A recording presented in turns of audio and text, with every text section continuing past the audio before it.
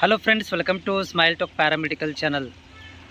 Friends, ಯಾರೆಲ್ಲ ಅಭ್ಯರ್ಥಿಗಳು ಈ ವರ್ಷ 2026ರಲ್ಲಿ BSc nursing, allied health science, pharmacy ಕೋರ್ಸ್ಗಳನ್ನು ಮತ್ತು ಅದರ ಜೊತೆಗೆ BPT ಮತ್ತು allied health science, BPT, pharmacy, BSc nursing course ಮಾಡಬೇಕಂತಂದರೆ ಈ ವರ್ಷದ್ದು KCET ಅಪ್ಲಿಕೇಶನ್ ಓಪನ್ ಇದೆ. KCET ಅಪ್ಲಿಕೇಶನ್ ಹಾಕಲೇಬೇಕು. BSc ನರ್ಸಿಂಗ್ ಮಾಡಬೇಕಂತಂದರೆ ಎಂಟ್ರೆನ್ಸ್ ಎಕ್ಸಾಮ್ ಬರೀಬೇಕು. ಎಂಟ್ರೆನ್ಸ್ ಎಕ್ಸಾಮ್ ಇರುತ್ತೆ BSc ನರ್ಸಿಂಗ್. ಆಮೇಲೆ ಫಾರ್ಮಸಿ ಲ್ಯಾಟ್ರಿ ಎಂಟ್ರಿ ಅಂದರೆ ಡಿಪ್ಲೊಮಾ ಫಾರ್ಮಸಿ ಆದವರು ಲ್ಯಾಟ್ರಿ ಎಂಟ್ರಿ ಬರೀಬೇಕಂತಂದರೆ ಅವರು ಕೂಡ ಎಕ್ಸಾಮ್ ಬರೀಬೇಕು. ಆಮೇಲೆ ಈ ಅಲೈಡ್ ಹೆಲ್ತ್ ಸೈನ್ಸ್ದವರು ಎಕ್ಸಾಮ್ ಇರೋದಿಲ್ಲ. ಈ BSc MLT, BSc OT ಮಾಡೋರಿಗೆ ಎಕ್ಸಾಮ್ ಇರೋದಿಲ್ಲ. ಆಮೇಲೆ BPT ಅವರಿಗೆ ಈ ವರ್ಷ ನೀಟ್ ಎಕ್ಸಾಮ್ ಮಾಡಬೇಕಂತ ಮಾಡ್ತಾಯಿದ್ದಾರೆ. ಆ ನೀಟ್ ಎಕ್ಸಾಮ್ ಬಗ್ಗೆ ಕರ್ನಾಟಕ ಸ್ಟೇಟ್ನವರು ಇನ್ನೂ ಅದರ ಬಗ್ಗೆ ಮಾಹಿತಿ ಕೊಟ್ಟಿಲ್ಲ. ಸೆಂಟ್ರಲ್ ಗೌರ್ಮೆಂಟಿಂದ ಆರ್ಡರ್ ಆಗಿದೆ. ಈ ಸ್ಟೇಟ್ ಗೌರ್ಮೆಂಟ್ನವ್ರು ಏನು ಮಾಡ್ತಾರೆ ನೋಡಬೇಕೀಗ. ಅದು ನೀಟ್ ಎಕ್ಸಾಮದ್ದು ಇನ್ನೂ ನೋಟಿಫಿಕೇಷನ್ ಬಂದಿಲ್ಲ. ಬಂದ ಮೇಲೆ ಗೊತ್ತಾಗುತ್ತೆ. ಆದರೆ ನೀವು ನೀಟ್ ಎಕ್ಸಾಮ್ ಬರೆದ್ರೂ ಕೂಡ KCET ಅಪ್ಲಿಕೇಶನ್ ಹಾಕಿರಲೇಬೇಕು.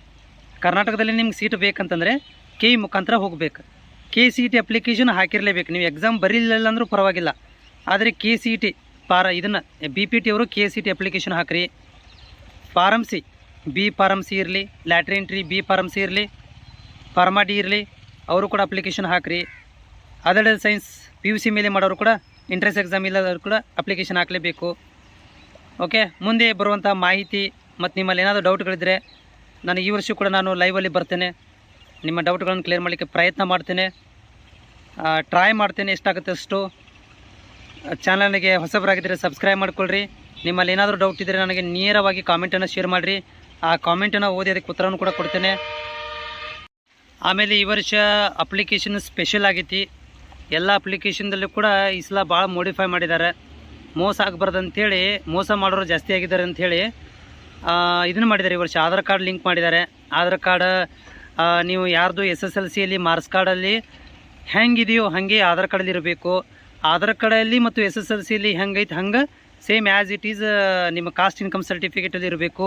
ಇವನು ಮೂರೂ ಕೂಡ ಮ್ಯಾಚ್ ಮಾಡ್ಕೊರಿ. ಯಾಕಂದರೆ ಮುಂದಿನ ತಿಂಗಳು ನಿಮಗೆ 16 ತಾರೀಕು ತನಕ ಟೈಮ್ ಇದೆ. ಒಂದು 2-3 ದಿವಸದಲ್ಲಿ ನಿಮ್ದು ಆಧಾರ್ ಕಾರ್ಡ್ ಅಪ್ಡೇಟ್ ಮಾಡ್ಬೋದು. ಆಮೇಲೆ ನಿಮ್ಮ ಕಾಸ್ಟ್ ಇನ್ಕಮ್ ಸರ್ಟಿಫಿಕೇಟ್ ಅಪ್ಡೇಟ್ ಮಾಡ್ಬೋದು. ಮೂರೂ ಸೇಮ್ ಇರೋಕೆ ನೋಡ್ರಿ. ನಿಮ್ಮ ಕಾಲೇಜಾನು ಹೇಳ್ತಾ ಇದ್ದಾರೆ ಈಗ ಎಲ್ಲ ಕಡೆನೂ. ಓಕೆ, ನೀ ಎಲ್ಲ ಕಾಲೇಜಲ್ಲಿ ಇದನ್ನೆಲ್ಲ ಮಾಹಿತಿ ಕೊಡ್ತಾ ಇದ್ದಾರೆ. KEದವರು ಈಗೆಲ್ಲ PU ಕಾಲೇಜ್ಗಳಿಗೆ ಮಾರ್ಗದರ್ಶನ ಕೊಟ್ಟಿದ್ದಾರೆ. ಇದನ್ನೆಲ್ಲ ತಿಳಿಸಿ ಹೇಳ್ರಿ ಅಂಥೇಳಿ ಅವರು ಕೂಡ ನಿಮಗೆ ಹೇಳ್ತಾರೆ.